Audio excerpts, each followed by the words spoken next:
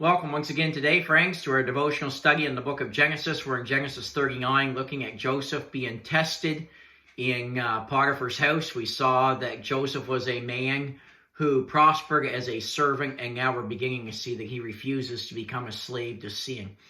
And I want you to understand, if you go to our YouTube channel, you'll see now that we have quite a few videos on the book of Genesis, but in reality, the truth of the matter is we're barely scratching the surface of the truths in the book of Genesis. I hope you take the things that we look at and use them to dig deeper into these things. And certainly with the time that we have, if we're going to get through Genesis in a timely manner, we cannot even really scratch the surface of the things that we need to look at.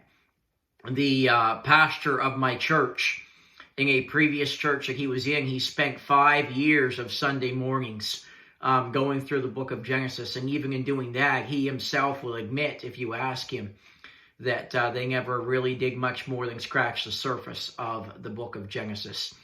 We're looking at a number of things regarding temptation here. And as you're turning to Genesis 39 to look at this, let me just remind you that there are a number of things regarding this temptation of Joseph that we also dealt with in the book that I released back in the summer. The book is God Meant It for Good, and we learn several things about the life of Joseph in that as well. And if you don't have a copy of that book on the life of Joseph and would like one, please message me, and we will see about how we can go about getting you a copy of one of those books. And we are so thankful for how it's been a blessing to many. So with that in mind, let's go back to Genesis chapter 39, rather. I want to read verses 7 through 12.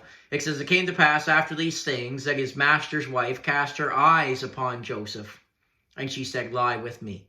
But he refused, and said unto his master's wife, Behold, my master wotteth not what is with me in the house, and he hath committed all that he hath to my hand. There is none greater in this house than I. Neither hath he kept back anything from me but thee, because thou art his wife. How then can I do this great wickedness and sin against God? And it came to pass, as she spoke to Joseph day by day, that he hearkened not unto her, to lie by her or to be with her. And it came to pass about this time, that Joseph went into the house to do his business, and there was none of the men of the house there within. And she caught him by his garment, saying, Lie with me. And he left his garment in her hand and fled and got him out." Keep in mind, as we deal with these verses, we're looking at them specifically from a practical point of view. In other words, what are some things that we learn from the life of Joseph in this passage that will help you and I in the moment of temptation? Notice the opportunity that came his way, if I can put it that way, as far as the temptation goes. In verse 7, it says, "It came to pass after these things that his master's wife cast her eyes upon Joseph and said, Lie with me." You know, temptation is always to corrupt. Temptation is always to do evil in some way. Temptation is never a temptation to do good. It's always to do evil. So one of the ways that you can spot temptation is simply by the fact that it is a solicitation to do evil. Therefore, if you have good convictions based on the Word of God about that which is right and that which is wrong, in other words, you have Bible convictions about what is right and wrong, you will immediately recognize temptation because of the emphasis that temptation puts upon evil. Now, we notice one of the keys here about temptation in verse 7. It says, "It came to pass after these things that his master's wife," notice this, "cast her eyes upon Joseph." This means that she let her eyes dwell on that which was forbidden. You say, what do you mean forbidden? Joseph was forbidden her because Joseph was not her husband. Potiphar was her husband. She had no business looking at Joseph in this way, but she not only did it once, she did it day by day. And friends, what I'm trying to say today is The temptation began with the eye gate, and that is where so many temptations begin. By us looking at things that we ought not to be looking at, and that we have no right to look at, and looking at things that have been forbidden for us to look at by God. And the reason why God is forbidding those things, friends, is because he knows human propensity, and he knows that temptation often starts by us looking at things that we ought not to look at. If we let our eyes feast on the forbidden, we will fall into sin. You cannot look at things that are wrong and stay right, friend. It will lead you to sin. And one of the most effective approaches to sin is through the eye gate. And Satan knows it. And that's why you must guard your heart if you would preserve guard your eyes rather, if you would preserve your virtue. Oh, be careful, little eyes, what you see. As a side note, let me say this. If Satan cannot seduce a person one way, he's going to try another way. In other words, if he tries something in your life and that doesn't work, don't be surprised when he comes at you from a different angle. That's exactly what happens here with Joseph. Before he was tempted by Potiphar's wife, Joseph had been tempted in despair. Remember him out in the field? The temptation from Potiphar's wife now is a delight in physical pleasures. Friends, if the tempter cannot defile you through despair, he'll attempt to defile you through delight. If pain does not defeat you, then he'll try pleasure. If persecution does not turn you from your faith, then he will try prosperity to turn you from your faith. And sadly, there's many today that have been turned from the things of God through their prosperity. And certainly Joseph couldn't help but think, maybe there's a chance for advancement if I yield.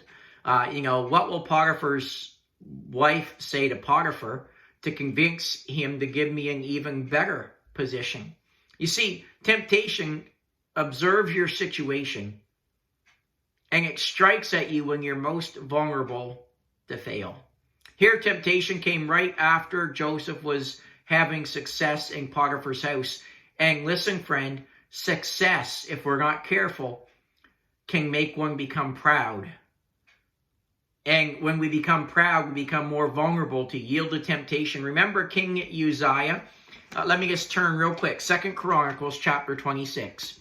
I want you to see this before we move on today. 2 Chronicles chapter 26. If we are lifted up in pride, friends, we're at a place that we can fall for temptation very easily. Remember 1 Corinthians 10:12? Wherefore, let him that thinketh he standeth take heed lest he fall. 2 Chronicles 26, verses 15 and 16. It says, he made in Jerusalem engines invented by cunning men to be on the towers and upon the bulwarks, to shoot arrows and great stones withal. And his name spread far abroad, for he was marvelously helped. Notice this, till he was strong.